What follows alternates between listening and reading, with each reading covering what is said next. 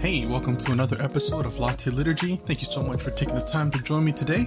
Today I want to answer an email question that I received yesterday. The question essentially was saying, hey, should Christians be friends with non-Christians? Should we as believers hang out and have within our inner circle of friends unbelievers? And I wanted to tackle this, and I understand that there's going to be people who stand on either side of the conversation here. There's going to be those who say, absolutely we should, and there are going to be those who say, definitely not. What I'm trying to say is, hey, let me make an argument here for why I think the middle ground is the right answer. Why I think balance in this conversation is absolutely important. We should definitely commune with unbelievers, but we shouldn't conform to their ways and what they do. We shouldn't glorify their way of living. We should stand and show love. We should definitely be around them, but we shouldn't actually give in to how they do things and how they prefer to have things done. Now, really, if we want a proper answer, we should look at the life of Jesus and what it is that he modeled. You see, Jesus was definitely always hanging out with the unbeliever. That was exactly what he did. His ministry specifically was to those who didn't already have faith in him or didn't already have a relationship with God. So Jesus sought out the social outcasts. He sought out those that the religious group wanted nothing to do with, those that were perhaps branded unclean or unworthy. These are the ones that he always associated with. You know, we would find Jesus oftentimes at parties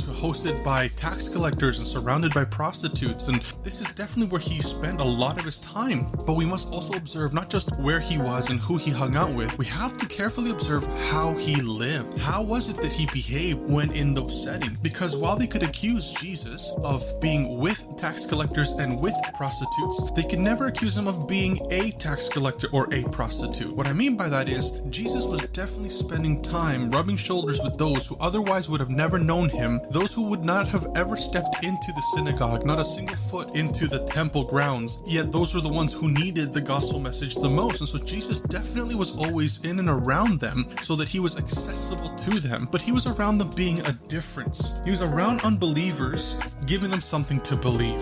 And Jesus related to people in a way that they wanted him around. They didn't feel chastised, but rather he modeled something that they could aspire towards. And I think this is really the example that we ought to take. We as the light, as those who are genuine light bearers, those who are the hands and feet of God here on earth, the agents of reconciliation, those who are the church, the body of Jesus, we definitely are the ones who should go into all the world. I mean, that is the commandment that Jesus gives, right? He doesn't say, wait for the world to come to you. He doesn't say, isolate yourselves in this perfect little bubble. You guys can all homeschool together. You guys can all hang out together so that all you know is your little church circle and nothing else. And he doesn't say that. I mean, yes, he prays that God would protect his disciples, but he doesn't pray that he would take them out of the world. Rather, he prays that he would protect them while they're in the world, precisely because they have to be in the world. I mean, if we don't carry the light into the dark areas, how will the dark areas ever receive the light? And Jesus makes it clear, we are a city on a hill. Our light should shine so that people can see it. Well, if we're hiding that light, people will never be able to see it and they'll never have hope. Right? If you turn off a lighthouse, boats are just going to crash into the cliff edges. They're just going to ram right into the rocks. They need the light to show them the way. And so the balance here is important. Of course, we who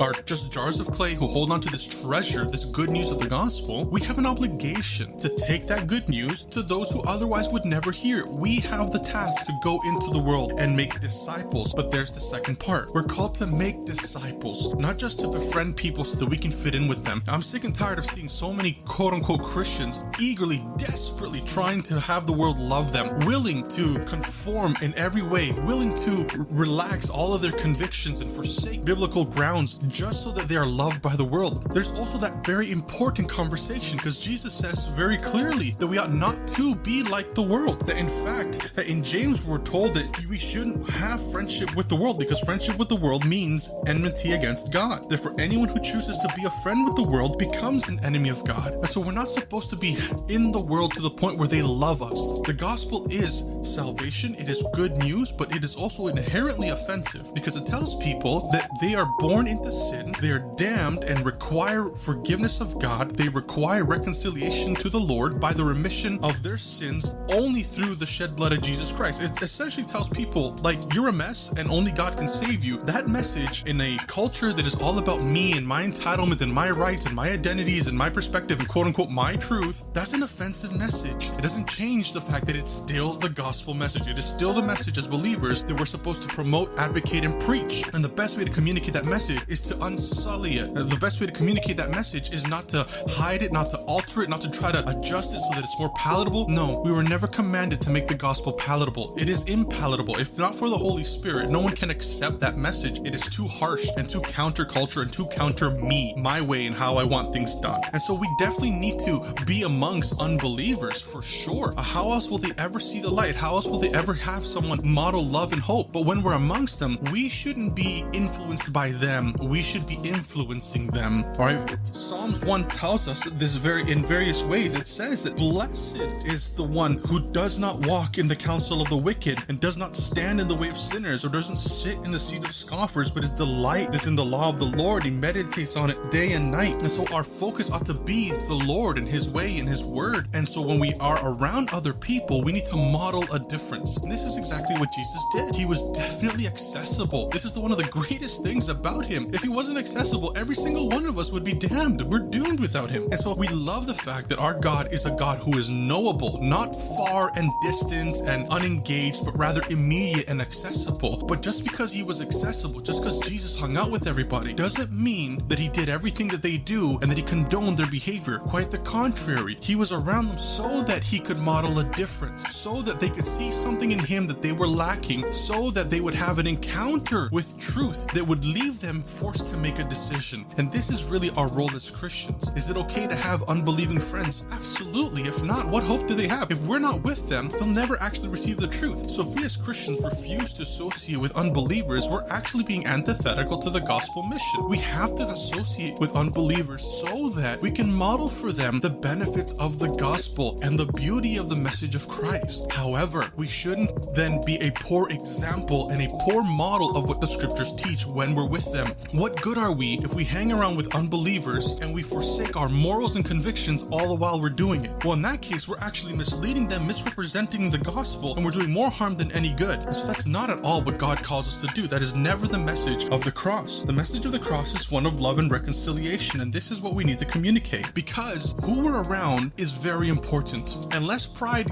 fills our hearts and say, well, no, I can hang out with whoever I want because I'm never going to change. Well, no, hold on. We are communal beings created to be in community, and one of the downsides of that is that we are easily influenced by public opinion, very much so. And so if we're only associating with unbelievers, if our inner circle, if our closest circle of friends and the only people that we are, intimate with or honest with and transparent with are unbelievers, it is very easy for us to actually come to the point where we are influenced negatively and start actually forsaking our convictions and start walking away from God. And this can happen to anyone. Just think about what happened with Peter and Paul in Antioch.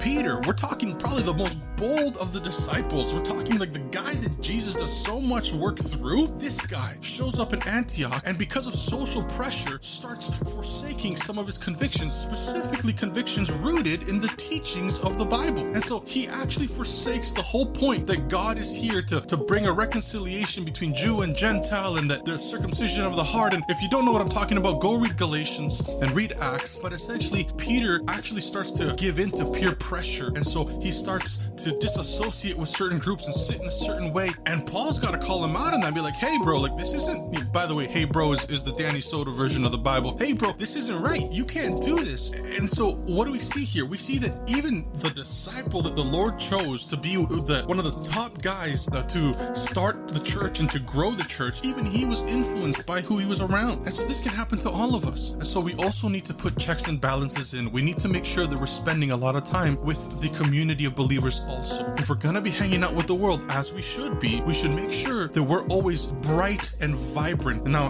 a coal, no matter how hot that coal is, once you take a coal out of the barbecue, right? Once you take that one coal, even if it's red hot, if you take it out of the barbecue, it's only a matter of time until it cools down. And so if we're gonna be these coals that light fires for God and bring, this vibrancy to people outside, we need to continue to be plugged into the fire so that we don't lose our own spark, so we don't lose our own flame. And so we can't disassociate with the church either. Who we hang out with is important. We shouldn't love the world. We shouldn't be desperate for the world to love us, because then that shows them and it shows us that we don't really understand the beauty of the gospel. If we are desperate to be loved by the world, it's because we haven't accepted that we are loved by God. And it's because we don't love the fact that we're loved by God. Because if we knew that, if we knew what it meant to be loved by God, we wouldn't care what the world thought about us. And then we'd be more concerned about saving them than we are getting likes from them and getting followers from them. I'm sick and tired of the celebrity Christian culture. I'm sick and tired of seeing so many Christians trying desperately to grow their followership and to be an influence to others. Listen, if you are not an influence for the gospel cause, if your life doesn't immediately point people to Jesus, I hope you don't get followers, because then you're just going to lead a whole bunch of people in the wrong way. And so we have to understand, yes, we need to associate with the world. We need to hang out with them, but we need to be the difference when we're amongst them. We shouldn't love the way they live. We should get them to love the God that lives in us. This is what we need. And we understand that the only way to do that is to hang out. And listen, maybe you're a Christian and this is already your mission. Maybe this is exactly what you do. You try very hard to love God, honor Him, and be around people who otherwise would never hear the gospel. And people are judging you, specifically the church, because they don't understand your mission. That's okay. That's okay. You can't please everybody. You can't please the whole church, right? Listen, they call Jesus a glutton and a drunkard. The only way they could call him a glutton and a drunkard is if he actually enjoyed to eat and to drink, okay? Now, I'm not saying that he was a glutton and that he was a drunkard. Obviously, he wasn't. But they accused him of these things based on something they misunderstood.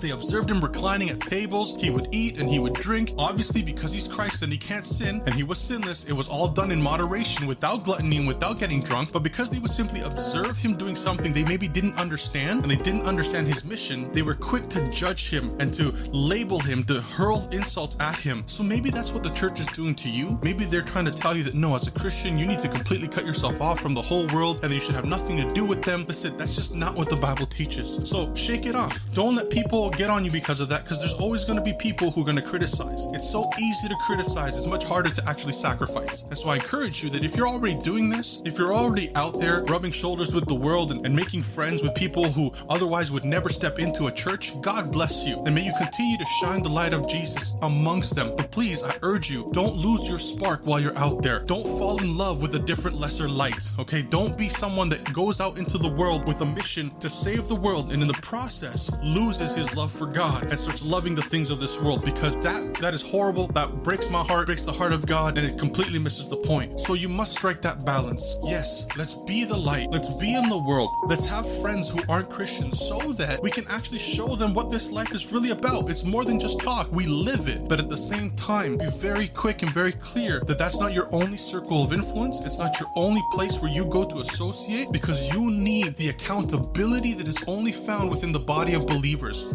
You need other Christians who love you enough to call you out on when you're actually giving way to things that aren't godly. You need some Pauls in your life if you're a Peter. You need some correction. And so let's walk this life with this nice balance where we can commune but not conform, where we can go to unbelievers and give them something to believe. This is the beauty of the gospel. It is for everyone, but it calls everyone to change. And the only people who want to change the gospel are those who haven't been changed by the gospel. So make sure you're not one of those. Go out, preach the word, live it out amongst people who otherwise would never hear it, but in the process, do not forsake the way you should go. Remember, at the end of the day, the road is narrow. Few find it. Make sure you don't deviate from the path in the process. Thank you so much for taking the time to join me today. I hope you've been encouraged by this, and I look forward to connecting with you soon. Take care.